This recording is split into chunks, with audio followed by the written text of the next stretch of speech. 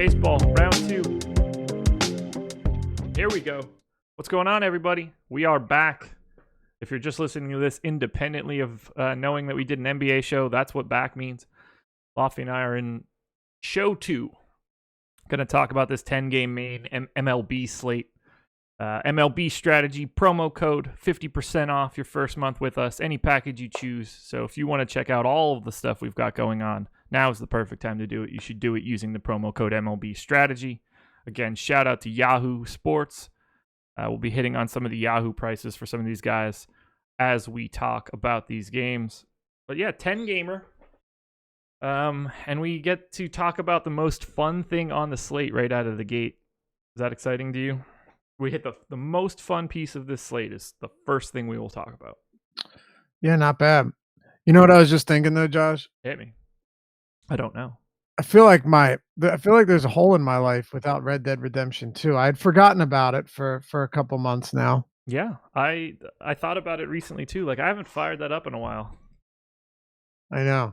Once I beat that game, which was, it's a very easy game. Like Yeah.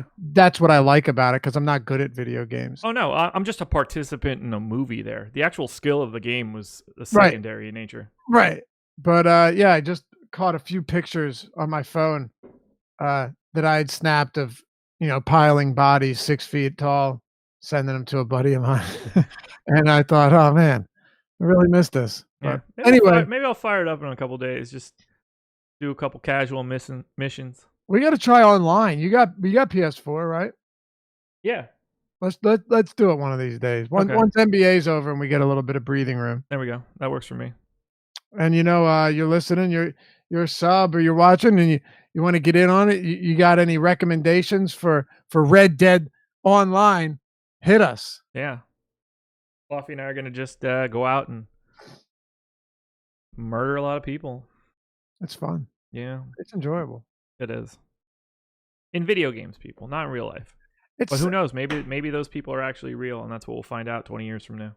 Oh, yeah, you're a simulation guy. I forgot about that. Yeah. Yeah, I don't buy that. Because, like, you're saying that Arthur Morgan could live in a simulation. That maybe. I don't. If that was the case, people controlling me would be doing much crazier things. Like, the things that I had Arthur Morgan doing were out of control. Our lives are nowhere near, what anyone in a video game would be. If I'm in a simulation and someone's controlling me, they either have no imagination or they just like to be bored. I just assume that it's not so much that people are controlling you. It's just that think about it like a normal distribution. For the most part, 95% of the population are just going to be living average with average settings across the board, and you just random variation will take you different places. Okay. Maybe. So I was thinking about this today before we get into it. We were only 3 minutes in, so we got time. I was thinking about like the VR experience, putting on the goggles, seeing a perspective that isn't technically yours. Have you done that? Not recently, since probably 3 years ago. I haven't done it with like the super new technology, Same. But I've heard it's pretty intense. Right. So picture that. You throw those goggles on, you've got a first-person perspective at whatever you're doing. At some point in time, that will be good enough that you can always do that. You can just have that perspective, but the technology will be that you're almost physically experiencing it. Black Mirror did an outstanding episode on that, Yes. If anyone wants to see it. So imagine if I can have someone else's experience. If I put the goggles in and I get your life for the day. Well, that would be intense. Right. But what if you can be Steph Curry and be in a game from his perspective for the game? Experience it all. Then you start to think about how that can just be this infinite thing of maybe that character is then putting on the goggles and you're in a simulation and then everything breaks down and I can't. But he's actually still completing his own tasks physically. So maybe. Because what if I'm getting the perspective of Steph Curry, the NBA 2K character? But I immediately gain his physical attributes. Sure. Well, it's important, Josh. It's important No, because you get his ratings, whatever. Yes, so his digital am physical. I only attribute. allowed to go through the life of Steph Curry on an off day? Because I see You're what gonna you're go make saying. muffins with Aisha. The whole right. The whole thing to me is, and I believe some weird stuff, but I don't know. It's a wild world we live in. It is. Let's talk baseball.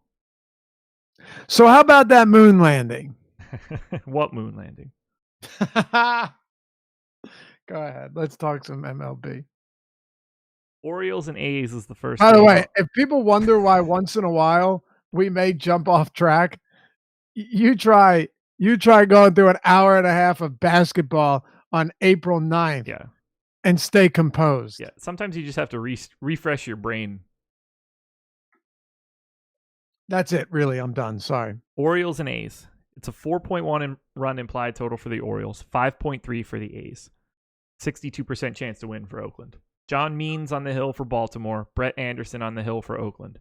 But the key piece of all of this, FanDuel, you sly people, they've dropped Chris Davis's price to $500. Adam and I yesterday on the show talked about how, like, would you play Chris Davis if it was 0? And here we are, a day later. It's really stupid. $500. He's projected for 49% ownership today on FanDuel. It's dumb. I don't get it. No. Honestly, I don't understand what the point is. I mean, so what now? Players that are in a really bad slump or that just aren't good, we're going to start pricing it at $500. If we're going to do that, if that's going to be the case, then make that the minimum. Like, do you not think it's a little bit absurd that you're talking about a website where minimum salary is $2K and you have just manually dropped one guy to 500 out of everyone on the slate? I mean, Adrian Sanchez, Rio Ruiz, Franklin Barreto, Manny Pena, Jesus Sucre, Jake Knoll. These guys are all 2K. But Chris Davis, who's actually getting every day at bats, is 500. I just think it's dumb. I don't get it. It's stupid because it doesn't fix the problem. It makes it worse. Dropping his price like this exasperates the issue. Wait a second. What problem are we trying to fix? There is no problem. The problem is that he was projected for like 30% ownership yesterday at 2K. Okay, but no. But that's part of the game. Minimum salary is where he belongs. Mm-hmm. He's been bad. Just because he's getting a lot of ownership doesn't make that a problem. That just makes it part of the game. Yeah, for sure. But what I mean is that, like, now by doing this, it makes the game worse. Well, that's what I'm saying. Yes, of course. Yeah. But you're leaving him at 2K is the answer. When you're saying it doesn't fix the problem, what I'm saying is there wasn't a problem to begin with. Correct. This is just the way it is. And either you decide to play a garbage hitter at minimum salary or you don't. Why drop him to this price? That's like, okay, that's like saying last year when what's his name? Probably still Chris Davis. Let's say Josh Tomlin. Okay. Josh Tomlin or Chris Tillman is giving up 1 million home runs and he's minimum salary, right? That's like saying we're going to make him free because of how bad he is. Yeah. But why? Why wouldn't he just be minimum salary? People can play him or they can't, or they don't want to. Chris Davis at minimum salary, 30-40% owned or 2% owned, is still Chris Davis at minimum salary. The $500 thing to me, I don't get the idea of it. To me, it's almost like I feel like they're making a joke. To me, it's like, haha, look, he's so bad, we're going to make him 500 and people will play him.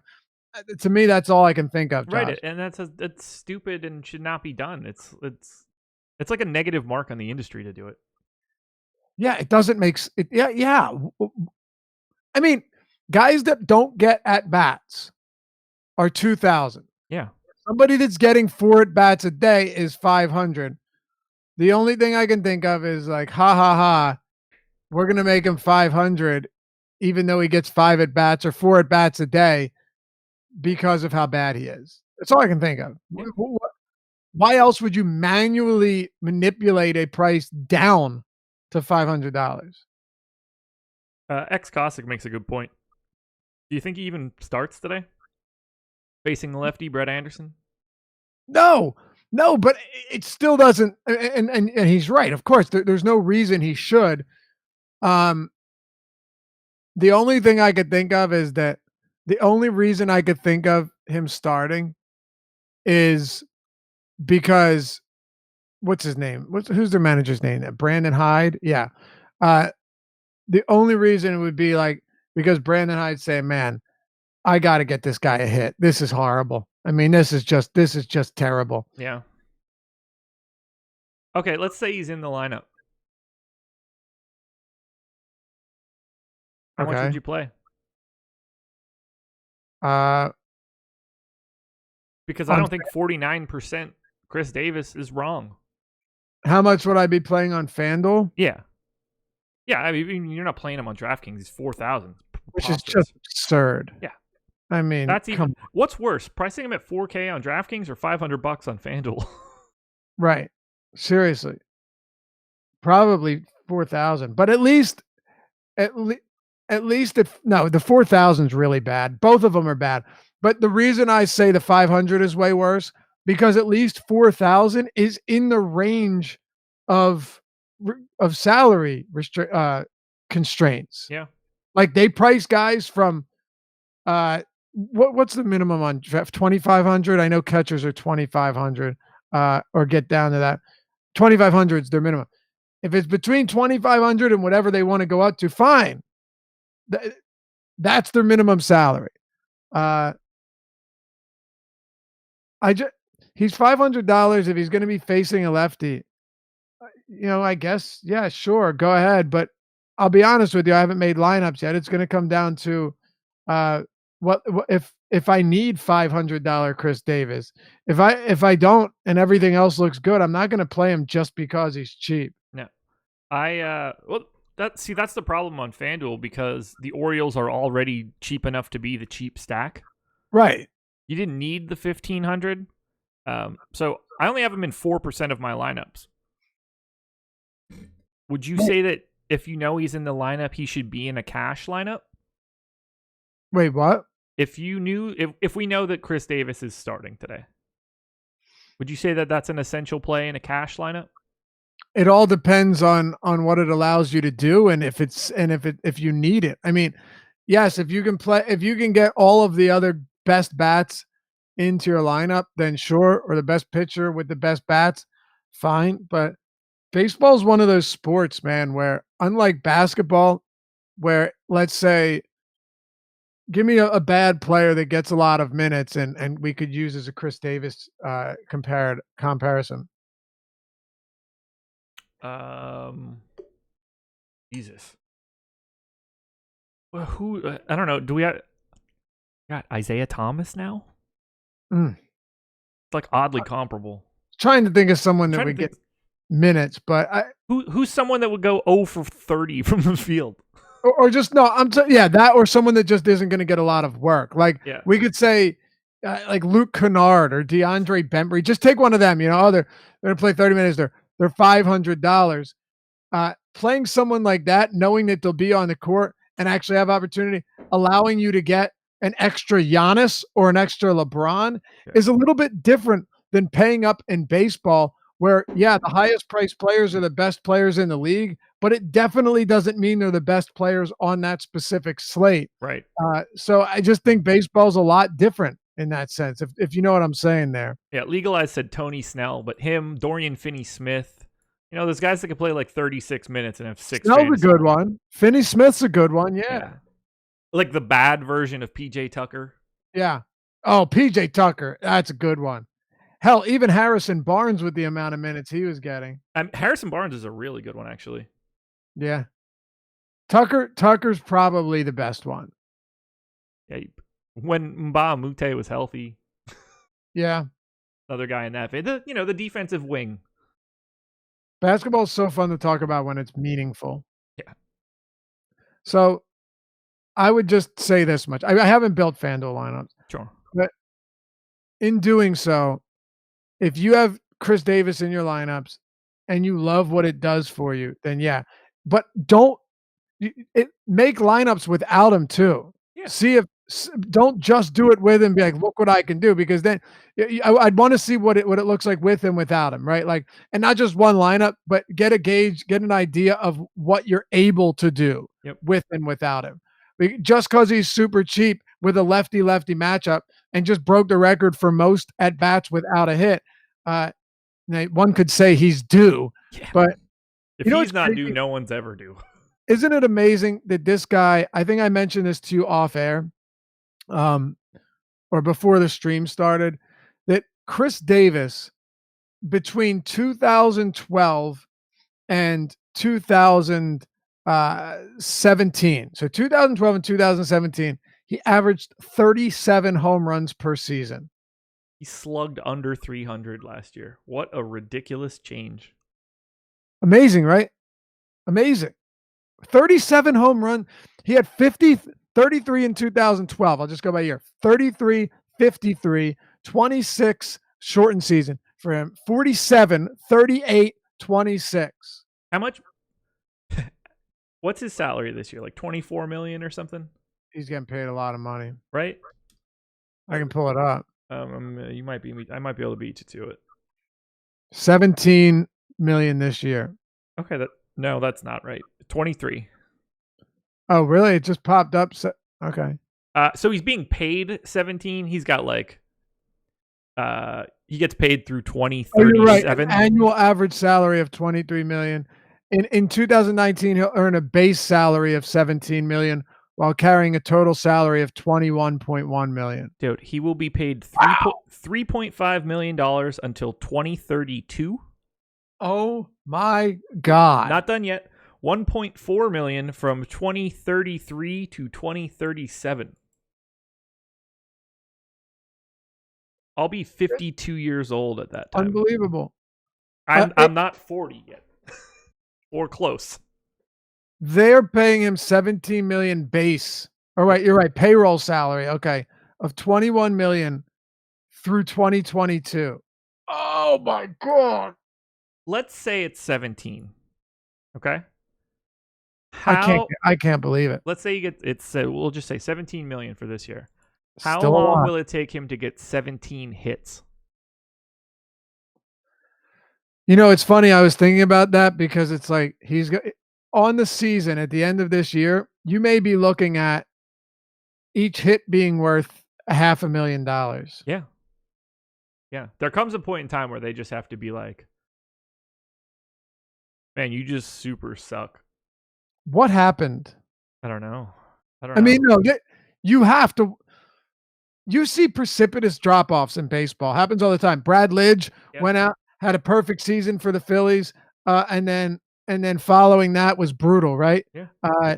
He got pretty lucky in 2009, but still had a bad year, and then kind of just disappeared. Oh, that's sick. That's great. That's when Ruiz came out after him. In the 2008 World Series. But as you remember, Brad Lidge fell off a cliff. Yeah. It happens to closers all the time. Very cerebral position. It happens to hitters too. You and I discussed Ryan Howard. He at least tore his Achilles tendon. Right? Yeah. Hitters do fall off, but I don't know. No Raptors players expected to be rested Tuesday. Ha! That's crazy. Let me cut the audio out of that last one. Yeah. I just can't get over the decline that we have seen so rapidly. I know he's getting paid and everyone's, dude, he's getting paid. I honestly feel for the dude. Like, he has to keep money. Obviously he's okay, Josh, but the fact that he has to go out there and just day after day humiliate himself. It's crazy. So bad. It's crazy. No Raptors expected to be rested. Thanks to Basketball Monster for hanging D tags on all of them. You're going to get hit hard for that one from the earlier show. Whatever. I'll just delete it all and act like it didn't happen. Not true. I don't ever do that. I don't care. I say dumb stuff every day. So I have no interest in really stacking up the Orioles today, oddly enough. It's a team that I've been stacking up pretty regularly. Yeah, they were my favorite stack yesterday based on salary. Yeah, I had quite a bit. Yep. Today is not that day. I'm not really getting to them. They're not all that popular on DraftKings, just 3% aggregate ownership. They're not popular at all on FanDuel outside of Chris Davis's stupid salary. So Baltimore's not for me. What do you think of John Means? Projecting for 12% ownership right now, 4,500 on DraftKings. Is that a guy? I can't. I mean, he sucks. There's no reason to be playing him outside of that's just the cheap guy today. Yeah, Six just Ks going per to that, nine in a steamer projection and a 5.5 FIP.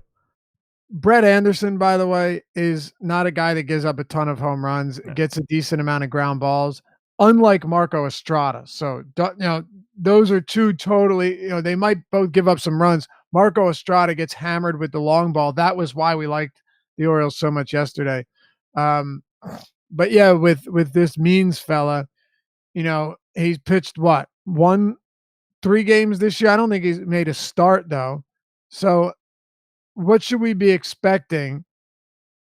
What should we be expecting for a pitch count? Because he threw he threw 79. He threw 79 pitches in long relief against the Yankees on the 31st of March, then 34, then 18, faced only 3 batters in that one. I mean, I can only assume that he'll go maybe 4 or 5 innings. Yeah. I mean, if he was able to throw 79, I think he probably comes in around 80 pitches, 75, 80 pitches, assuming he doesn't get blown out of the water. Which he should. A's have a 5.3 run implied total, second highest on the slate, even with a Coors game. They are by far, the A's are the chalk stack by a mile on FanDuel, projected for 21% aggregate ownership. Steamer projections have him at 6.4 strikeouts per 9 this year. And remember, these guys that come from the bullpen to the starter, you'll see some velocity fall off a little bit. Might not with him because he's a low 90s thrower, but less strikeouts. There's nothing really appealing with John Means whatsoever. Nope. And if you're just looking at his pitch mix, he uses the changeup a lot, the 4-seamer and the slider. My guess is what you're going to see with John Means it is a lefty matchup, both pitchers left-handed. Yeah. I'm assuming that you're going to see the slider more against lefties, which he's throwing 27% of the time. I mean, this season, last year, I don't know what that's from, but 55%. And against righties, I would expect to see a lot of changeup, which he's throwing quite a bit. And is he getting any whiffs on these, Josh? I doubt it. A lot on the changeup, but it's still pretty early. But the changeup's getting a decent amount of whiffs. He's a low 90s thrower at Camden Yards on a day where the weather is going to be really nice for hitters, I think, because it's nice around me. Yeah. 74 degrees. Yeah, I'm with you there. Yeah, I would not be getting to Means. I'm not really getting to the Orioles, even though it's an advantageous price point on FanDuel. But Brett Anderson's a decent pitcher. He's just not a good fantasy pitcher. And while I like the A's and I'm getting to the entire lineup, the public is too. Massive amounts of ownership to these guys on FanDuel, as there should be. So I will sort of be fading them just because I think they're going slightly over-owned. But they're clearly one of the best options. Like if you're playing cash, get yourself some A's. Oh, I mean, come on. There are certain spots where I'm perfectly willing to fade as chalk. And when I say fade, I don't mean have none. I just mean have less. Right. I'm perfectly willing to. The question is, some on DraftKings specifically, some of these prices are intense. Yeah. But you still have a lot of power from the right side of the plate. I wanted to look at their active roster from last season against lefties. So you take their active roster now against lefties, but it's taking a while to load. My guess is with guys with guys like Davis and Piscotty and a few other really solid bats. Chapman, I think Chapman was a little bit less impressive against lefties last year, but it doesn't matter, Josh. Yeah. It's a really appealing spot and a great park shift for all of them involved. Yeah. Who would be your favorite A today on DraftKings? I mean, Chris Davis against John Means is really, really hard to ignore. Battle of the Chris Davi today. What? Chris Davis versus Chris Davis. Oh yeah, that should be interesting. Yeah. But I love the A's. Chris Camera- Davis grades out as the best guy for me on either site, including Yahoo, where he's only $21.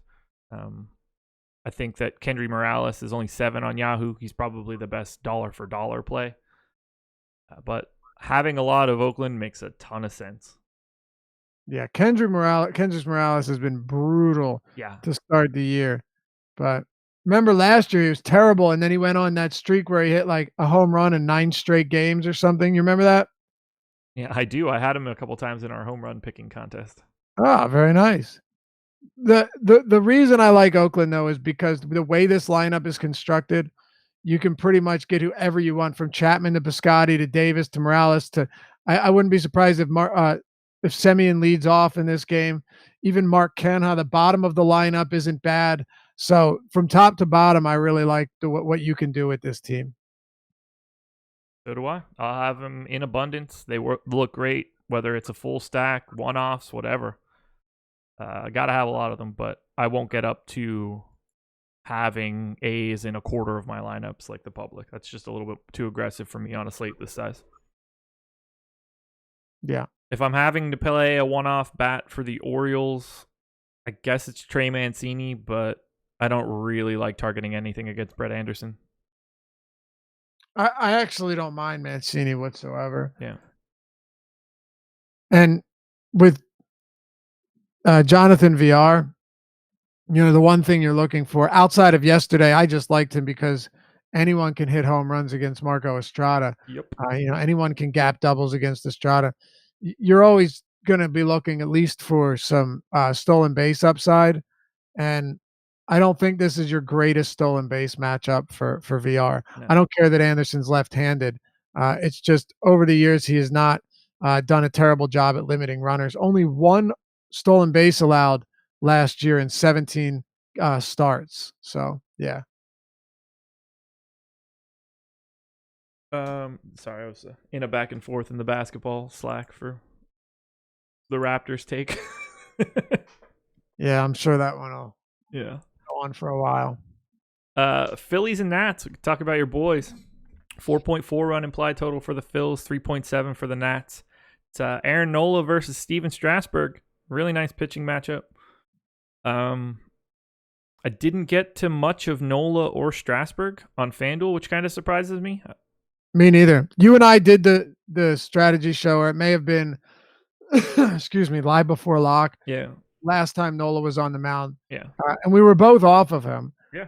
Not because we thought he was going to get rocked for 3 home runs, though, just because there were a lot of guys priced around him that we liked better.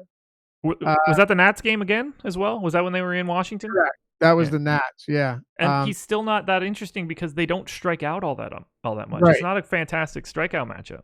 Right. One upside there is here is that there's no Trey Turner. Yeah. And Trey Turner, by the way, was not in this game either. There was a 2-game series. In the first one, Trey Turner got hurt. But Aaron Nola has not been good at holding runners. JT Realmuto behind the plate will help that. There's no question that will benefit him. But in the same breath, I really don't think you need to go here to Aaron Nola. Like you said, strikeouts, there aren't a ton. And I want to make sure that everything is right with Nola before I start rostering. The reason I say that, not only in his second start where it was brutal. He couldn't hit his spots. He had no life on any of his pitches and no quality movement either. I mean, I'm not worried about, and I just want to spend a second on this because it's pretty important. Yeah. Not worried about his velocity being down like less than almost a tick from last year. That doesn't matter. It's colder weather to start the season. That affects pitches. We know that for a fact. but there were a few things that just really were concerning. His changeup, he was just changeup, just flat straight across the plate, getting hammered. What are we going to see with that? Is the changeup going to have any life? It used to be it was a pretty solid pitch. What about the curveball? Are these pitches going to be pitches that he can rely on? Because he's not a high 90s thrower. He has great placement on his fastball, and he can use that curve and use that changeup. But this is something I worry about, and I'm hoping it was just one game. Yeah. That changeup this season has a 667 ISO against it. And you say, oh, it's only 2 starts. I get it. But that has been the pitch that has done him the most damage against. So pay close attention to the changeup today. Yeah. Nola at 20% ownership on DraftKings. Strasburg at 8%. Strasburg $300 more expensive on both FanDuel and DK. Nola is $2 more expensive on Yahoo. But yeah, I got to a little bit less than the public on Nola. I didn't get to any Strasburg. I just don't see it as a super appealing upside spot. Clearly, both guys are fantastic. Maybe that'll change as I move throughout the day, but right now, I like the bats a lot more. Phillies getting some love from me, particularly McCutchen and Bryce. Nats for me, we're not really projecting any ownership there. I'm getting to a lot of Adam Eaton, a lot of Juan Soto. No issue going to Brian Dozier, who's 2,100 still on FanDuel, or Rendon. I like the top part of this order for both the Nats and the Phillies. It's nice. If one of these guys get blown up, I'd like to be on the opposite side of it. It sounds crazy, but I think I'd rather have Lucchesi over Nola today. And they are very similarly priced. Let me look at it here. I know it sounds wild, but well, we'll get there. We can get there. I don't think it's an outlandish statement. He grades out pretty well to me. The ownership is 20% Nola, 6% Lucchesi. So well, I'm talking tournaments where Nola is projected to have pretty high ownership. Yeah, that's what I'm saying. Like that makes perfect sense to me. I have no problem with it. It's close. Just, you're not catching me off guard with it. Nola would be a guy that I'd really like. Okay, can we reason this out for a second? Because I may be on the wrong side of this, and I'm willing to admit that, but I want to actually look at it, take a 30,000 foot view here. Sure. So we could see everything. Aaron Nola's last start was really rough. Okay. There was really nothing about it that was redeeming at all. Okay. 3 home runs. He wasn't missing bats. It was brutal. His first start, he walked 5 batters and still went 6 one-run innings with 8 Ks. And it showed you the type of elite ability he has, because he didn't have his best stuff and still put up 27 fantasy points. So you have one really bad game. You have one game where he clearly didn't have his best stuff, but still managed to pull out a strong performance because he's really good. So I don't want to overreact to this. No. Maybe the changeup just wasn't working. Yeah. And if that is the case, $9,400 is too cheap for Aaron Nola. But that's where I'm at. I don't want to overreact, but I also want to make sure that we're hitting on everything here and not just overreacting on one side or the other. No, that's a really good point. So where do you land? Like, what are you thinking on Nola? I rarely, for pitching, it's a little bit different. I am more likely to look into some of the advanced stuff, keep an eye on if release points are changing, if velocity is changing, if pitch mix is changing, because I don't think that gets into stuff like steamer as quickly as it can on a specific day-to-day basis. So for right now, like, I'm not making any widespread changes to any sort of pitching. I need more starts at this point. So I'm treating Nola exactly like you would have treated him for opening day, having no other information other than how he did last year. And that's not really getting me to him, because I don't think the strikeout upside is all that massive in this particular matchup, the way that the Nats lineup is projecting. I'll have a little bit. I would certainly have more on DraftKings on a 2-pitcher site. But I don't see him as a necessary pay-up option on FanDuel. All right. I agree with you. And on DraftKings, it's just if he would have been projected way lower and everyone was worried about him, I would have had a lot more Sure. or a lot more interest. Favorite Philly bat today, or how do you feel about the bats in general on either side? I mean, look, I have plenty of respect for Steven Strasburg. Sure. He's my dude. He has like no projected ownership either. I'd almost rather go to Strasburg than Nola if one of them is going to be 20 and the other is going to be like 4% owned, right? Right. Pretty much the same price. Both of them can give you a they can rack up strikeouts by the bunches, and it's baseball. So even really quality offenses are going to have quiet days. Like the Phillies yesterday, had it not been for Rhys Hoskins' double dong, you wouldn't have had much there. The crazy thing is they just have so much, like, Hoskins homered twice. Odubel had a home run, and that was his first of the year. But the Phillies, McCutchen can homer. Gene Segura never strikes out. Bryce Harper's got a world of power. Real Muto still hasn't done anything, but we know it's going to come. Franco batting out of the 8-hole. Like, it is a scary team, but I think Strasburg could go in there, get 9 strikeouts, and walk away. Maybe a couple earned runs. Yeah, wouldn't shock me. Wouldn't shock me at all. But I don't love anyone from this game particularly. Okay.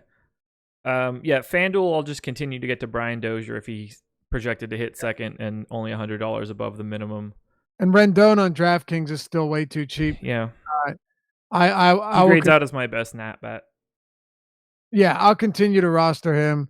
Yesterday, it was Soto in that spot, but Rendon today is very, I won't say very appealing, but at 4,200 on DraftKings, that's perfectly fine, especially given the struggles that the Phillies bullpen has had recently. I really like McCutchen for 3,700 if he's leading off on FanDuel. I just think Sure. that's a nice price tag. The Phillies oddly easy to get to, and especially if you want to go 1, 2, 3, 4, 2 outfield spots, a first baseman and a shortstop, makes it really easy to stack that up with another team. Agreed. And I'll just say what I always say. If you're having trouble at shortstop, Segura is never a terrible option just for this one reason. First of all, he's 39 on DraftKings, pretty cheap. Yeah. He's not going to strike out. He had a 3 strikeout game on the second game of the season, and everyone was shocked because he doesn't strike out. And then now he's gone 5 straight games without a single strikeout. He puts the ball in play, Josh. Yes.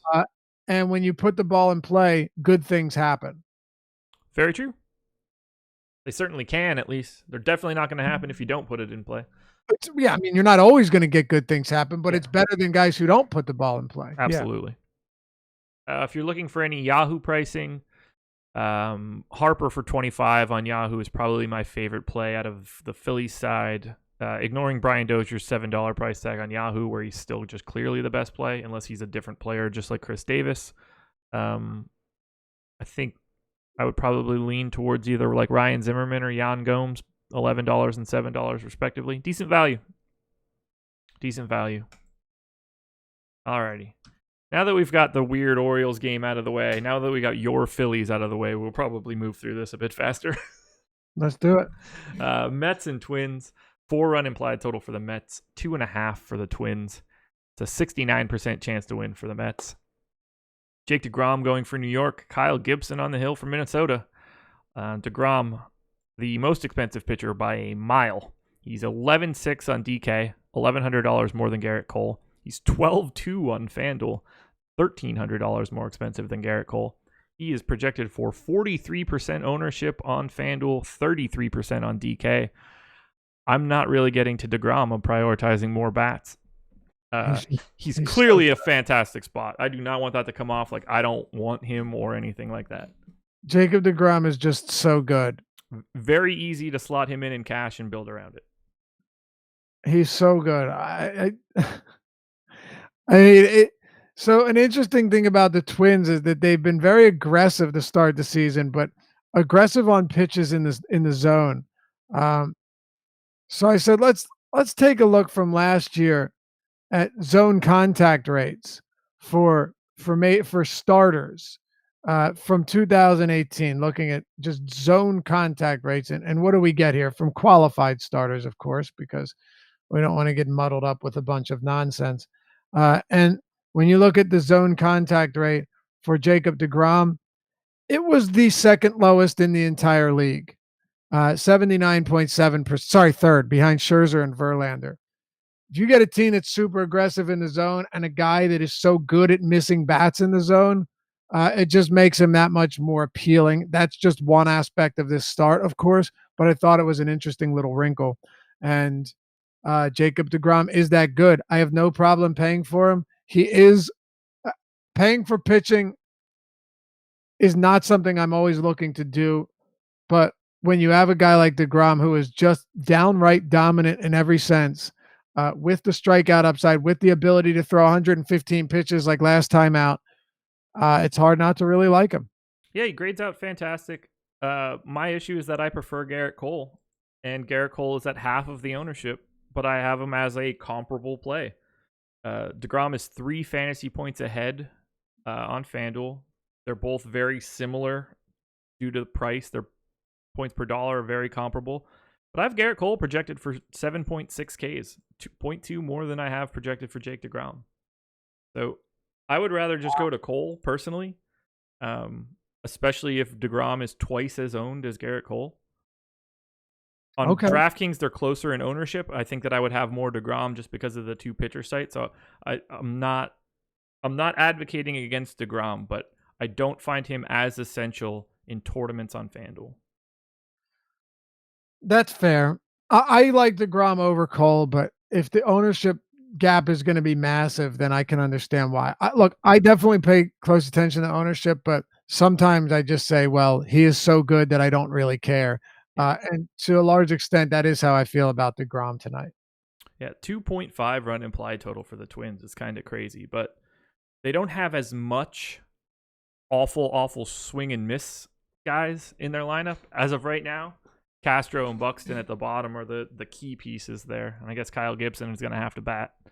But the top is, Max Kepler, Polanco, Rosario. They don't K all that often, and they're the guys that are going to get the most plate appearances today. So I can mildly talk myself into being lighter on deGrom. That's fair. In cash, I'd have no problem really getting to it. I'd start with Cole. If I had anything left, I'd go to deGrom because 2.5 run implied total for the Twins is almost a full run less than any other team on the slate. That's important to me. Right. Do you have interest in Kyle Gibson as an SP2? 6,500 on DK, getting a little bit of love. I just absolutely love Kyle Gibson's stuff, and I hate how he uses it. It truly drives me nuts, Josh. I've talked about this a lot, but I mean, look, he's got a 9. First of all, his velocity last year and then this year as well. This is the highest velocity he's had, and we're only one start, but he set 94 on his 4-seamer. I like to see that. He just utilizes that 2-seam fastball so often that it kills his upside. Yeah. Like last year, seriously consider this for a second. Last year, his changeup, slider, and curve all had whiff rates above 35%. Whiff per swing rate, sorry. Changeup 36%, slider 51%, curveball 46%. You go and look at whiff per swing rates on the slider and the curve. Gibson is towards the top or at the top in both of those pitches last season, and he only used them, the slider 21%, but the changeup and the curve 10 and 11% of the time, while he threw the sinker 34%. This year, he threw it 40% in his first start. We saw what happened to Morton. We saw what happened to Garrett Cole when they started throwing that less, and the results were magic. Take note. I'm a Gibson fan as well. Grades out fine for me today. Not really sure why he's getting as much love as he is.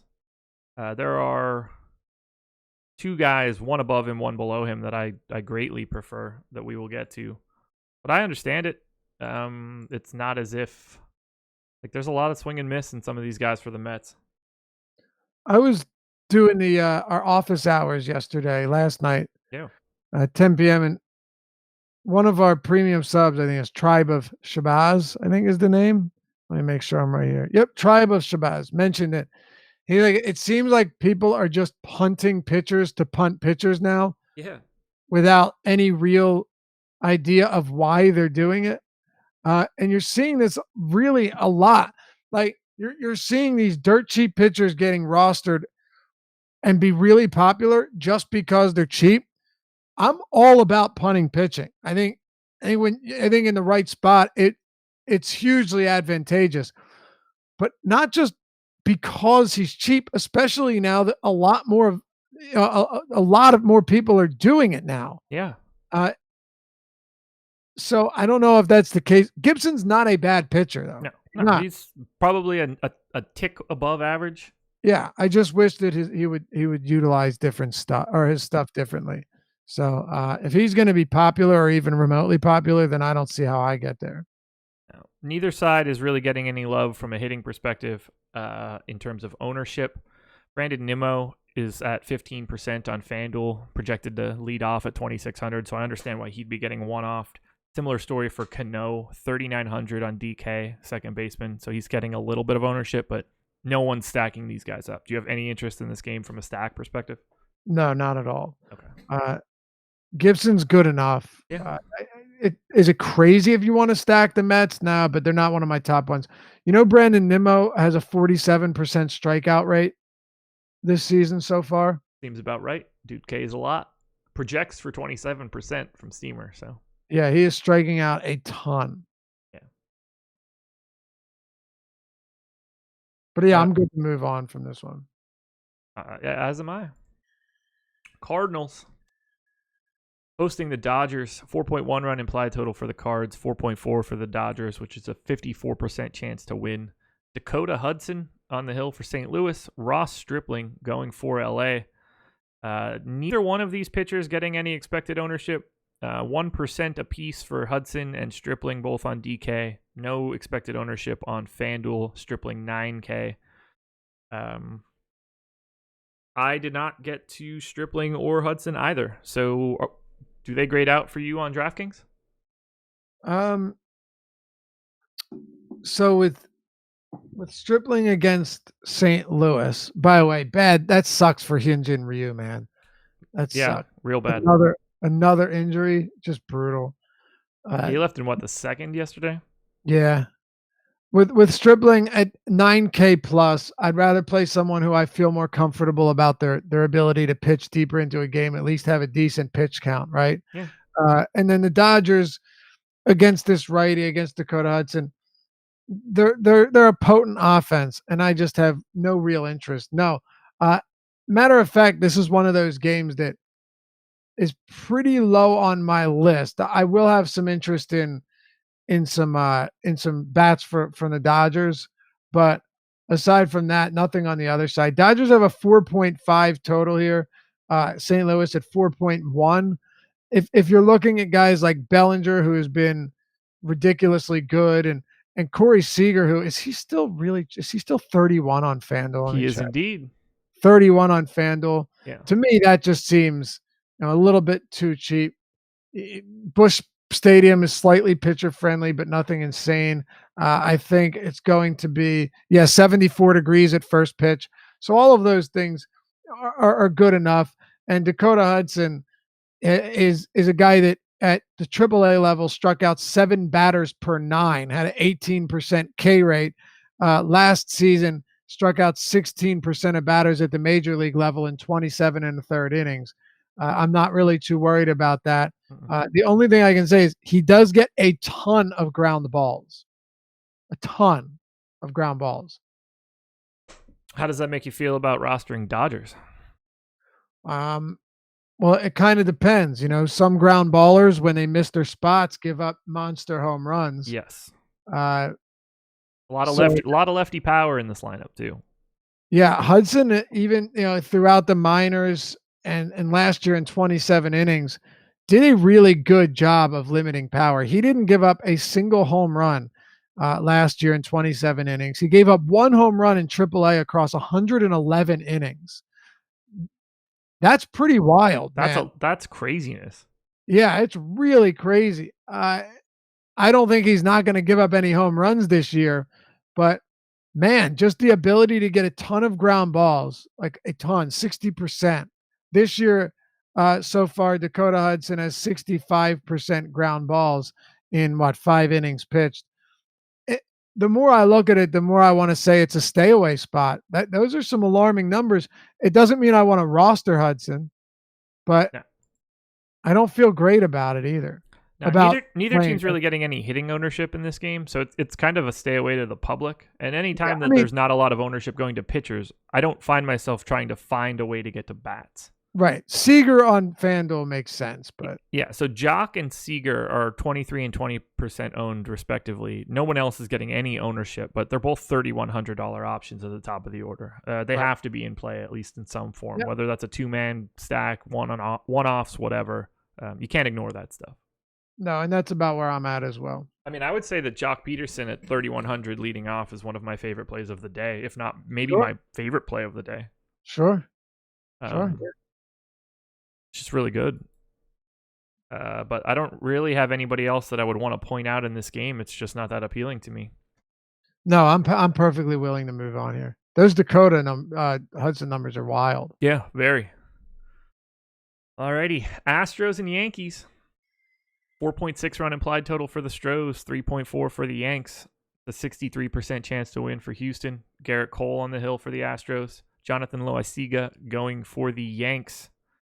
Cole's the dude that I like if I'm paying up. Just significantly less ownership than DeGrom. Only 20% across both sites.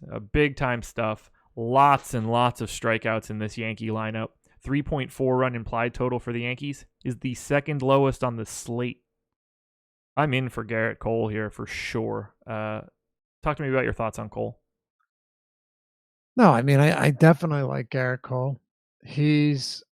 So one thing interesting about Garrett Cole is we saw him strike out lefties at 41% last year. I think righties at 27%. I don't know how many lefties he's going to face. My guess would be only a couple. What is it? Gardner, Bird, and God, is that it? Might be it. So a lot of righties here. Tyler Wade. Okay. Still does a good job of limiting runs. It's not at Yankee Stadium, which is good because that is one of the most lefty-friendly parks in the game for hitters. But they don't have many lefties in the lineup anyway. Garrett Cole at the discount from DeGrom definitely makes sense. $1,300 discount on FanDuel. He's $1,100 cheaper on DraftKings. Totally understand it. He has wicked strikeout upside, swinging strike rates through the roof, and a number of pitches that he can deploy as out pitches that are really, really hard to see and really hard to hit. So, yeah, Garrett Cole's in a great spot too. There's always, possibility that he gets in a little bit of trouble. Yeah. Walks have been an issue for Cole in the past, but as long as that's not plaguing him, he'll be fine. Okay. Yeah, he's going to be my dude today. I'll be writing him up in Spotlight Pitchers sometime after this show. Loaisiga, good pitcher. Sub 4 FIP from Steamer, 9.6 Ks per 9. Just don't think he goes deep enough into this game for it to matter. This guy misses bats, though. He does. Not getting any ownership on either side, though, which doesn't shock me. He may miss bats, but the Astros don't miss balls. Altuve doesn't K. Bregman doesn't K. Brantley doesn't K. Gurriel doesn't K. Reddick doesn't K. So this is a terrible strikeout matchup. Yes, it is. I'm fine with not being on Loaisiga at all. I don't get the sense that I'd get to all that much on DK either. No, look, I think it'd be very difficult to get there. He has a 30% career K rate against lefties and righties. Granted, only 120 career batters faced, so that's tough. And he has not been bad. His walk rate has been high, though, and he gets a lot of ground balls. There are a lot of things I like about him. This just does not feel like the matchup where he shines. I mean, even if Houston does not produce runs, the strikeouts are still going to be very difficult to come by. Yeah, it's too much. Like, I only have him projected for 4.5 Ks. Nobody strikes out. Yeah, I mean, he doesn't get to pitch to Chirinos 10 times. Yeah, I know. He's very cheap, but that's really the only benefit here. As for bats, I didn't get to anybody with any sort of volume. Astros on DraftKings are picking up a little steam. They're probably a little bit underpriced. I get that. I got to a little bit of Aaron Judge on FanDuel. He's only 4,500. Sometimes you just have to, pay a little bit more for the fact that he has crazy power. But I'm not getting to the Yankees as any sort of real stack. The public doesn't seem to care. How do you feel about the top part of the Astros lineup? I mean, I guess you like it because they're really good. Yeah, they have, I think, a 4.8 total, right? 4.8. Yeah. And you would expect them to put some runs on the board, but I have enough respect for Luis Siga where I don't really love this spot. And there are going to be some pitchers that we talk about here that we absolutely want to target against. We haven't gotten the Coors yet. We haven't talked about Matt Harvey or Mike Minor. A few of them here. We'll talk about Junis too against Seattle, is super homer prone. I just find myself having an easier time targeting other teams, whereas with Luis Siga, it's similar to we talk about either Stripling or Hudson, these guys where you don't want to play them, but you also don't have a ton of love for the Houston bats either. And that's where I'm at here. It would be a lot different if the pricing was different. Now, Bregman and Altuve, like on DraftKings, they're not crazy overpriced. They're not overpriced. They are okay. I guess that's the one. I thought they were more. No, they've got really, like, those prices are pretty tasty, actually. Yeah, that's one advantage. They're pretty nicely priced. Yeah, I have no problem getting any of those guys, but I just don't get there with a ton of volume. No, me neither. And that's mostly because, like, I think Low IC is good. Yeah, the kid's good. Yeah, so hit that like button while you're here. It's very helpful for us, and if you don't mind, subscribe to the channel if you haven't. It really helps us to get that subscriber count up, and it helps you guys because you'll know immediately when we go live. And since a lot of the shows that we run are very time sensitive, you want to know when they happen. Anytime you can get yourself a little bit earlier of an alert will never hurt. Royals and Mariners, 4.4 run implied total for the Royals, 4.6 for the Mariners, just a 51% chance to win for Seattle. You just mentioned him before, Jacob Junis going for KC, Marco Gonzalez on the hill for Seattle. Junis and Gonzalez not getting any ownership on FanDuel, nor should they. I got a little bit of Junis, like 4%, so nothing crazy. On DK, though, 17% ownership to Junis. Is he a guy that you're looking to go to here against Seattle? No, I don't want to play Junis here whatsoever. Okay, good. I would much prefer to play guys against Jake Junis. Yes. He is a guy that when it comes to stacking, it can go terribly wrong or it can go really, really well. What do I mean by that? I mean that he is super homer prone. You may not have seen it this year yet, but he's faced the Detroit Tigers, who offensively have not really shown a whole lot of pop, and the White Sox. He gave up one homer there. He's given up 3 runs in each start. But last season for Junis, you saw a ton of power allowed by this guy. To righties, he allowed 1.87 home runs per 9, 1.37 home runs per 9 to lefties. 40% fly balls to righties, 40% hard contact. All of these numbers, and he will get some strikeouts. He struck them out at 25%, but he doesn't really walk them either, which is great. Just you strike him out fine, or you put the ball in play. And that's what I want to see from Junis. I do think Junis is a good pitcher, by the way. Yeah, 4.28 steamer fit. Like, that's slightly above average. Right.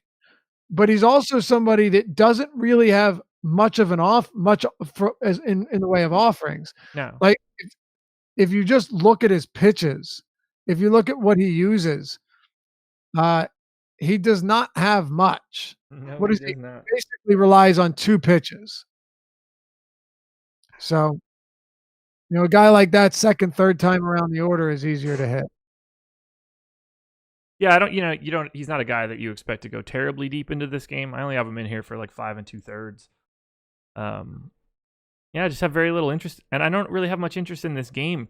These guys are priced a little bit better on DraftKings, both sides, than they are on FanDuel. They're both garnering ownership on DK compared to FanDuel. Royals at 7% aggregate, Mariners 9%, where it's 3-2 on FD. Only guy I really got to was Mondesi on FanDuel. I got 11%. He's 4,100. He's a relatively cheap shortstop option. Well, maybe not relatively cheap. That's a bad way to say it. A relatively solid shortstop option at the top of an order. Just a lot of opportunity to go there. So I don't really like much of the Royals or Mariners game at all on FanDuel, but I could see myself getting to some of the bats on DK. Yeah, by the way, Gonzalez and Junis both really allowed no stolen bases, no speed on the base paths last year, or no swipes whatsoever. I think 7 for Junis, 4 for Gonzalez. Really low numbers there. Gonzalez is a guy that works on a lot of called strikes, isn't going to get a lot of missed bats, but is still a pretty solid pitcher. Not a guy that I'm looking to pick on today. I'm with you on that. Like I said, kind of off the reservation stack here for Seattle to me makes sense just because of Junis's homer tendencies. And I think Kauffman Stadium once again is going to be in the 70s. Yeah, 75 degrees. So okay, not bad there. Any specific bat you want to point out for this one? No, this is when you're talking about a stack for me. I'm not looking to go one-offs here. Sure. I would want to stack them as a team. I mean, E5. If Vogelbach's batting, in the middle of the order again, fine. Narvaez has been batting 6th at times at a very weak catcher position, and he's really cheap, 34 on DraftKings, where catchers have been oddly way overpriced lately. So those type of guys are perfectly fine to me. And the top of the lineup, Malik Smith is cheap. But I want guys that have power against Junis, to be clear. That's what you prefer here. Okay. Heading to Coors. Rockies, 5.5 run implied total. Braves, 5. It's a 54% chance to win for the Rockies. German Marquez on the bump for Colorado. Max Fried going for Atlanta. Did not get to any Marquez on FanDuel. He's 9,600.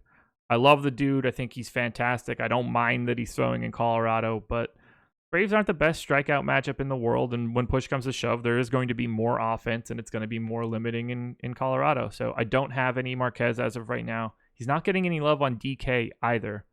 Do you think you'll get to Marquez? So for Awesemo Radio on SiriusXM Saturday and Sunday, 3 to 5 p.m. Eastern, by the way, check us out. They had asked us to do like a bold prediction for 2019 and put it on Twitter. Mine was that Marquez would be a 20-game winner and that he'd finish top 5 in NL strikeouts. Obviously, they're hot takes. They're bold predictions. But he should have gotten that last win. He should be 2-0. He's looked brilliant to start the season. I think he has every opportunity to finish towards the top of the league in almost every relevant metric. That said, I agree with you. The Braves are not a heavy strikeout team. And ever since he added a really strong slider and actually, improved upon that slider, he's been way better at Coors. We saw it over the second half of last season. So I think Marquez can still excel here, but I would have liked to have seen him priced down a little bit more for a Coors matchup. Same. It's just a little much. Right. Especially with some of the guys that are available above him that just have they're in better spots. Like, I don't think that Lucchesi or Stripling or Greinke are all that different from him after you factor in Marquez being in Coors. I agree with that. What about Max Fried at Coors, $6,400 on DraftKings? Love this dude. So I like him on FanDuel where he's getting no ownership at $6K. Talk to me about it then. It's a terrible spot. Let me be clear here. Pitching in Colorado is rough. There are 2 really scary righty bats in the center of this lineup, and they're projected to give up 5.5 runs. It's a lot, but there is upside in Max Fried at a $6K price tag and 64. He's got real legitimate high-end stuff. Can't find the plate a lot. But sub 4 projected FIP from Steamer, 9.5 Ks per 9. and you can get away with a little bit more at those price tags. It's blowing my mind that he's projected for no ownership. Yeah. None. Like, I get it. It's a terrible spot. Coors is tricky, but in a GPP scenario against offenses that are certainly going to be owned, a guy with his sort of stuff is always going to be in play with me at really cheap price tags. I don't disagree with you at all, whatsoever. I'm not saying play 40% of Max Fried and Coors to try to get cute, but like for him to be 0 and for Kyle Gibson to be 21%, Mike Minor 13, John Means 12. You're right. I can mow people down today. There's some swing and miss in this Rockies lineup. There is, and I wouldn't hate if he was a righty. I mean, I would like that for sure, right? Because you're gonna have to go through a bit of a gauntlet here. Yeah, but this is a GPP play. Let's be very clear here, right? But I don't think it's the craziest idea either. We know that he has a ton of strikeout upside, so that works in our favor. Another thing about Fried that's really important here, he is, and a lot of times you don't see this with guys that miss a lot of bats. He gets a lot of ground balls. Yeah. I mean, a lot of ground balls. So those things should benefit him here.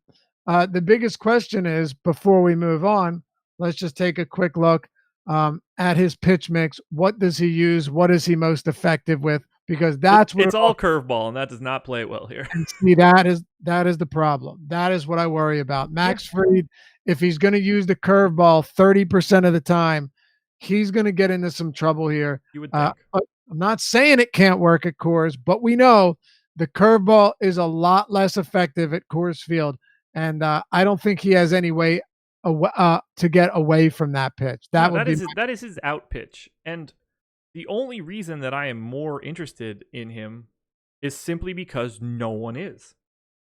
No, I get what you're saying. I do. If he were at 15% ownership, I'd be like, shit. Right. I just wish the curveball wasn't his primary out pitch. Yeah. Fried pitches one good game. All of a sudden, he's got great stuff. I'm not sold. Now, he's had great stuff his entire life. Wait, no, hold on. This isn't about what, did he have a good debut? Yeah, he was mowing, like he was rolling in his first 5 innings. 6 scoreless with 5K. No. Fried absolutely has good. I don't think there's any. No, he's a top 10 draft pick. Yeah, this isn't about one game. Fried has legit. I mean, last year he pitched 33 and 2/3 innings. He had a 31% strikeout rate. He got 51% ground balls. He had a 12.8% swinging strike rate. Yeah, he's got a plus curveball. It is legit. Dude, he also had 42% outside contact last year. Like, he can miss bats in and outside of the zone. No, Fried has good stuff. Yeah. It's just a matter of whether or not this curveball is going to hurt him today. Yeah, that sign points in the wrong direction for him because curveballs are real rough. But it's not just like, oh, he throws a curveball. Like, I'm talking like in public speaking. Like, it's not just because he throws a curveball he can't ever throw a good curveball in Colorado. No, of course not. It's just. But people will take him out. Like, oh, he throws a lot of curveballs. Not in my player pool today. Right. It's too much. The Rockies aren't that kind of team. So I like the swing and miss ability. It's a terrifying spot, but I like the idea of having a little bit of Max Fried because of his stuff, because of his price, because of his lack of ownership. You're trying to win a GPP, he's got the kind of stuff that can do that at a discounted price tag. Right. I'm with you, man. Rockies bats, super chalky on FanDuel, as you would expect. I will be quite a bit underweight. Not as chalky as you would expect on DK because they actually change prices. So I don't have any problem going to like Arenado or Story. Those guys clearly look the best. They're getting the ownership. Braves not really getting a ton of ownership outside of really Josh Donaldson on FanDuel. And then they're balanced across the board on DK. So I will have pieces of this game, obviously. I'll have quite a bit of Rockies, quite a bit of Braves, but it's going to be under the field on both teams. Yeah, I mean, while I agree that Max Fried has the potential to put up solid numbers here, there's no question that I also could see big numbers coming from this Rockies team. Yeah, for sure. So this is one where yes, you have to pay for them, but I'm not at all backing away from this. And I don't. So the Rockies against lefties at home. This is one of those spots where you're just like licking your chops to get them in there, even though Fried is very talented. So I I wanted to see last season how some of these guys did against the curveball. I can't get it at home though. I Forget want about to the get it at home. curveball, Ricky. The heater. What's that? Yeah, Sorry. but yeah, just go along with that one. The middle of the order, I don't really need to say all that much more. If you want to play these guys, you do it. Um, Arenado, Story. I'm not a big fan of Iannetta, but if he's batting in the middle of the order, then it's going to be at least somebody worth considering in stacks. Although I hate that price point on DraftKings. Sure. You know, but we'll see. Ian Desmond against the lefty, probably batting fifth or sixth. Like there's still a lot of pop. There's still a team that could. When the floodgates open at Coors, they just flood. They it floods. And Great job there, man. has Atlanta's bullpen? Am I thinking of a wrong? I know Washington's has been bad, but has Atlanta's bullpen struggled this season so far? No idea. For some reason, I feel like that because that makes a difference too. I only expect Max Fried to go 5 innings, maybe 6 innings. Coors Field, even if he looks good, he's probably still going to, it's still going to not be the easiest time for him. So Braves bullpen is 28th in WAR right now, but they have a 4.74 xFIP. So I think that's probably pretty middle of the pack. I think they've just been a little unlucky. Yeah, they are that's in the wrong order. Sounds pretty high. They're 20th in xFIP right now, but they have a 6 ERA. Okay. Yeah. They've given up a couple taters. Is really what's getting them. 28.6 home run per fly ball rate. 2.35 home runs per 9 so far. Third highest in the league. Yeah. So that's good. Yeah. Yeah.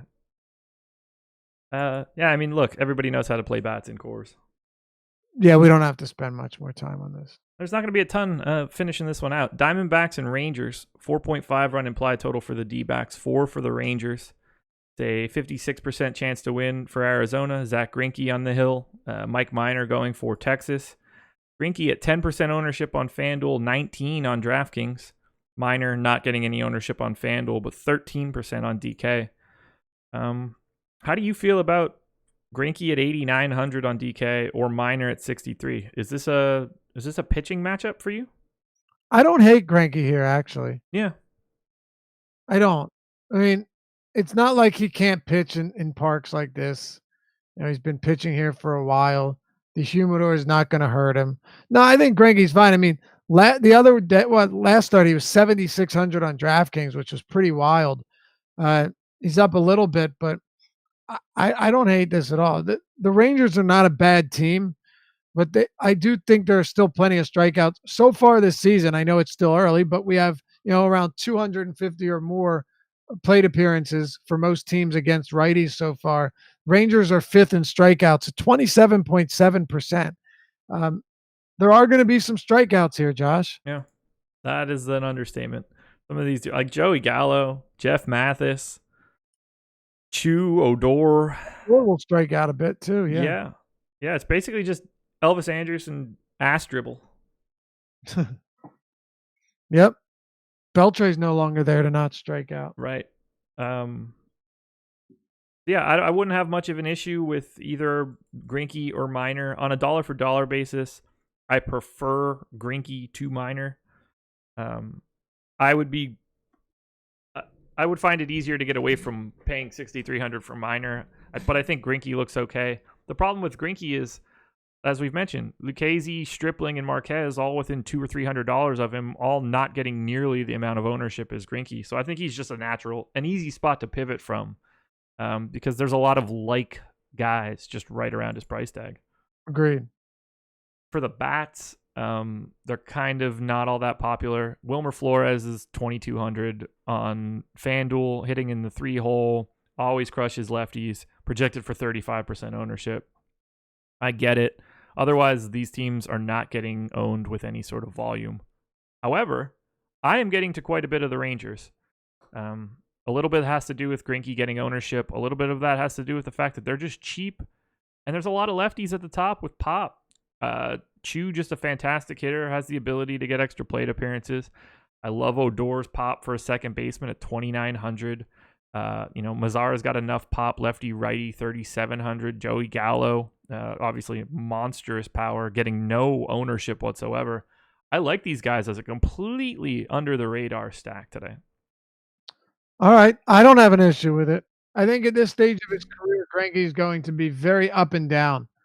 I think you're going to see some really strong starts and then some brutal ones. Let's not forget. And by the way, I really agree with you on this. Now, I think Greinke can have a very good outing today because the strikeouts are there.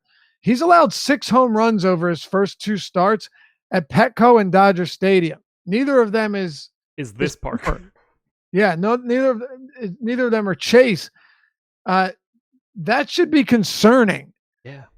Now, is he still missing bats? Yes. And by the way, who did you say was going to be 35% owned on the Wilmer Flores? Oh, okay. Yeah, before I forget, the other guy that I wanted to throw out there was Christian Walker. He go back and look at his numbers. Like career against lefties, he's faced he has 66 at bats and 5 home runs. But over the past couple of seasons in very limited opportunities, he's hit a ton of home runs in very limited at bats. So Christian Walker and has been playing pretty well to start the season. Him and Flores, both very much in play. But I totally agree with you on this Ranger stack, Josh. Greinke's allowed 6 home runs over his first 2 games. Let's take a further look. His ground ball rate is 35% to start the year. That's the lowest it's been since 2007 with the Royals. He is getting not single digits on swinging strikes. There are some red flags here. Again, I still think he can get the strikeouts, but man, what is there not to like? A ton of hard hit balls, a lot of fly balls, 43% fly balls. I like where you're going here. Yeah, I'm a big fan of being on the opposite side of the Rangers. I mean, they have no ownership. Odor is at 7%. You mean opposites? Oh, okay. I got you. Yeah. Odor is at 7% ownership on FanDuel. Chu is at 3%. No one else has any. Nope. It's really easy to play some Rangers here in Arizona. No question. Look, I think it's a good call. And pricing, you're getting them at great prices. Yeah. Even, Gallo's expensive, but he's not crazy expensive. No. Odor is one of my favorite plays on the slate relative to salary. Love it. I'm in for some Rangers. Pretty fun for Greinke though, because man, I wouldn't be surprised if he struck out 10. Yeah. Also wouldn't be surprised if he gave up 3 or 4 home runs. Yeah, both of those things can certainly happen. He can have a good strikeout game and still be a terrible, and it can still go well for the Rangers. Yep. All righty. 2 more games. Giants and Pods. 3.5 run implied total for the Giants. 3.8 for the Padres. A 53% chance to win for San Diego. Derek Holland going for the Giants. Joey Lucchesi going for San Diego. We touched on Lucchesi a little bit earlier. He's 8,600 on FanDuel, 9,200 on DK. Not really garnering all that much ownership. Holland is 6,500 on FanDuel, 6,800 on DK. I'm going to say something that I don't really like saying, but I really like Derek Holland today. Okay. It's he's just cheap, and a lot of these Padres swing and miss quite a bit. Will Myers, Framil They Reyes. really don't. Against lefties? Sure. I maybe I'm wrong. Pull up their K rates versus lefties. Now, wouldn't even know where to go to do that. oh, I got you. I mean, that's not true. It's obviously I not got true. you. I know how to go to Fangraphs. yeah. They're now Holland last year had a career high K rate against righties. So you have that. But this San Diego team in the strikeout department, I'll go back. So I guess, I mean, we could use this year, but I'm I'd doing rather past use, 2 calendar years. yeah, go ahead. Well, I would start from 2018, not 2017, because there's been a lot of turnover since then. If you go 2018 to now, most of those guys are.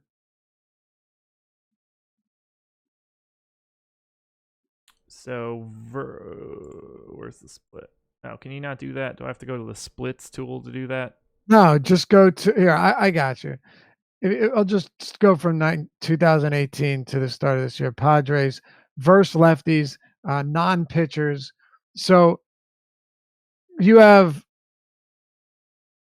like Austin Hedges is up there, Franmil Reyes, and Will Myers, but Renfro and let me make sure. Look, Renfro, Manny Margot, Kinsler, Machado, Tatis doesn't have much, but Hosmer. So Renfro, Margot, Hosmer, Kinsler, and Machado. That's 5 guys, all below 20%.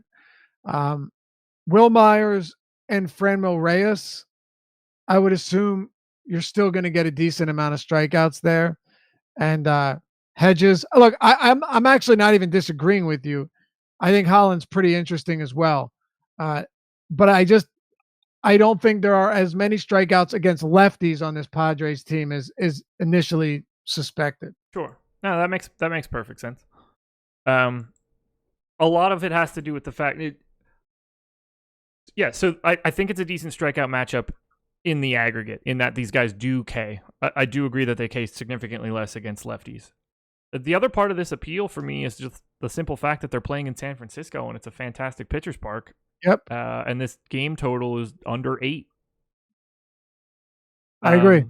So especially if no one's getting to Holland, like no one's getting to him on FanDuel, no one's getting to him. No one's really getting to Lucchesi either. So I like a little bit of these guys just because I think it's a really advantageous pitching environment and it allows me to pay up for a lot of bats. So right now I am taking a closer look at Holland. I'm going to dig into it a little bit further, but I really like getting to pitching in a place where I expect this game to be a very low scoring affair. Hey, works for me. He's faced 31 righties this year, striking them out at 32%. If that happens today, he's going to be the best pitcher on the slate. Well, he has allowed 2 home runs to them, and that's what Derek Holland does. He only allows home runs to righties. Yeah. I mean, literally only allows home runs to righties.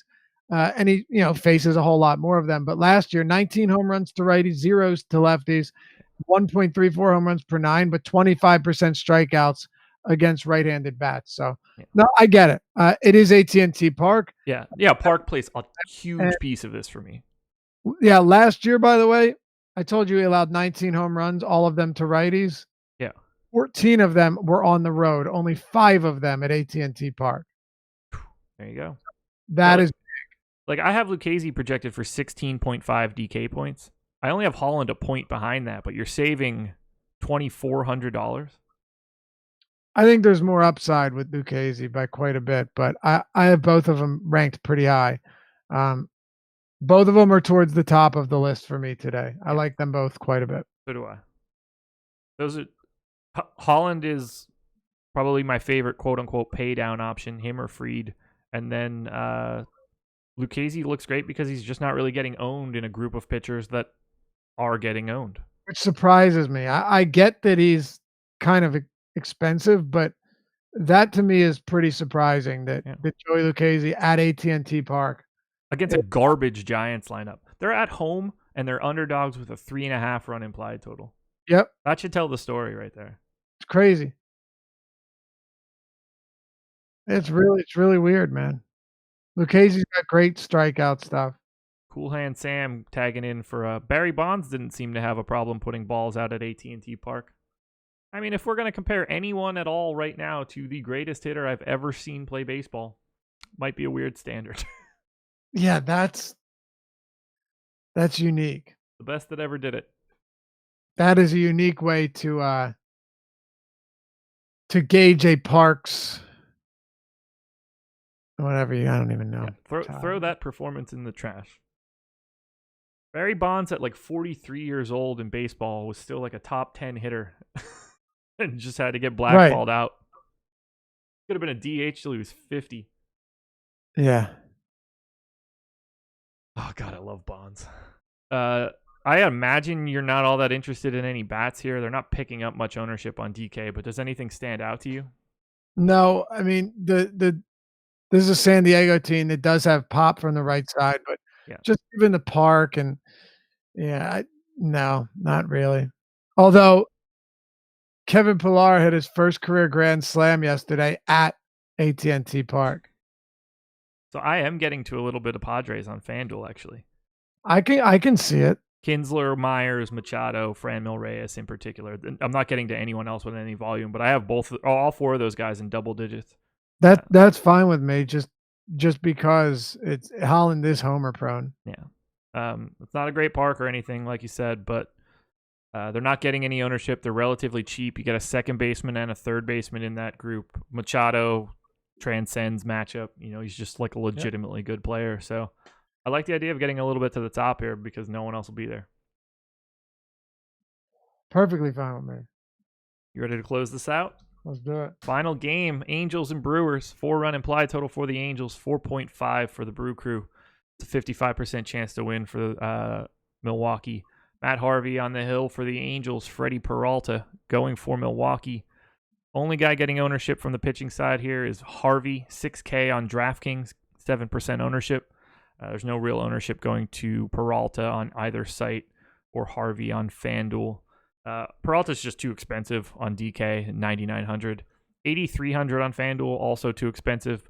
Dude's got a ton of good swing and miss stuff, but man, that guy cannot find the plate on a regular basis. Yeah. My boy Cahill, by the way. Nice work last night, pal. That was a solid performance. Hey, the Brewers are going to strike out a decent amount away from Miller Park, too. Yeah. I bring that up because, just because Cahill had a good performance does not mean I have any interest in Matt Harvey. Right. I don't believe in Matt Harvey. If everyone tries to convince themselves that, Matt Harvey's back or he's figured it out or he's going to be better. Okay, maybe he'll be better than he was when he had a 48 ERA, but this dude is still really bad against lefties. Like Matt Harvey still sucks against lefties. Which is great because I'm going to play the shit out of these Brewers. Yeah, as you should. I mean, I just don't understand the ownership that continuously pops up with Harvey. No. Like it blows my mind. And not only that, it's not like you're going to get strikeouts here either. What are you expecting from Matt Harvey? Are you expecting him to rack up a bunch of Ks? I have him projected for 3.9. Yeah, I mean, dude, I don't like you have Yelich, Shaw, and Moustakas, and Yasmani Grandal still one of the best hitting catchers from the left side of the plate. Eric Thames too. You can DH Eric Thames, like there are, and then your righties are Lorenzo Cain and Aguilar. Like no, good hitters. Thank you. What's that? Even their righties are good hitters. Right. No, thank you. Give me the Brewers. I don't care if it's at Angels Park. I don't understand this Matt Harvey thing, but if people want to keep playing him, I will happily oblige. We have the Brewers as the 7th most owned stack at 4% aggregate ownership, but 4% is nothing. I got 13. I am smashing the Brewers. They are by far one of my favorite stacks relative to the field. Even if you just wanted the lefties, let's just say you just wanted lefties. Yelich, Shaw, Moustakas, and Grandal are all in good spots against Harvey. Yeah, for sure. And they're like a lot of these guys are like advantageously priced on FanDuel too. Crazy. Yeah. Shaw is 3,400 as a third baseman. Yep. Come on. Thames is 2,800 as a first baseman. Come on. Wild. It's craziness. DraftKings too. Moustakas and Shaw are $4,200. Moustakas is $3,100 on FanDuel for a second baseman. These guys are in it's wild. fantastic spots, and no one's going to them with any sort of volume. I'm No, it's loading wild. up on the Brewers. I'll have a ton. I wish that Harvey would pick up some ownership so I could even hedge off of that. Didn't you say he was supposed to be 7% on DK. I mean, no one's touching him on FanDuel. That's pretty low. I guess everyone learned their lesson after for somehow playing him last game against Texas. Yeah, people are too busy going to Mike Minor and John Means. Yeah, against the lefty-heavy Rangers. Let's run Matt Harvey out there. Crazy. It's nuts. Look, I get plenty wrong, but Matt Harvey is a guy that if I'm going to get Matt Harvey wrong, it's going to be because the bats I played against him didn't do well. Right. Speaking of the bats in this game, what do you think of the Angels bats? Getting a little bit of love. Do you have any interest in anybody here? I mean, obviously, you don't have to say anything about Mike Trout. Not really. Freddie, yeah, right. Mike Trout is Mike Trout. Freddie Peralta is one of those guys that can hide the fastball really well. He has deceiving stuff. His perceived velocity is super high, but he's a two-pitch guy. You know, ton of fastball, then the curve. I think this would probably be the first time he's ever facing the Angels. It could be difficult for them, at least the first couple times through the order. He's better against righties than he is against lefties. He has outrageously good stuff. It just depends on whether or not, as you mentioned, he's hitting his spots or he can find the strike zone. He's too expensive to play him, and there aren't a ton of strikeouts in this Angels lineup. No. With the Angels, it's just not a great matchup, and there's a lot of other teams I like. So, of course, outside of Trout, maybe Cole Calhoun because he is what's he priced at? 34. Yeah, 34. 29 on FanDuel.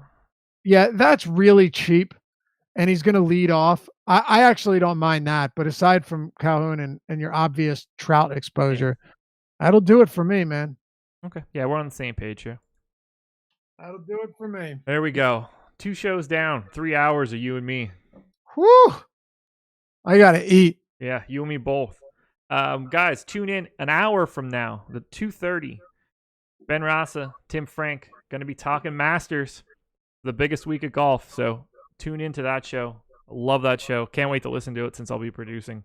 Get some Masters tips because I need them. Deeper Dive will be back 4:45 today. Laffy and Adam, a little bit of basketball talk out of the jump, and then a full-on baseball show. And then Live Before Lock, split shows. We'll have people talking MLB, myself and Chris Spags. We'll have Fast Eddie Fear on the NBA. We got it all today, guys.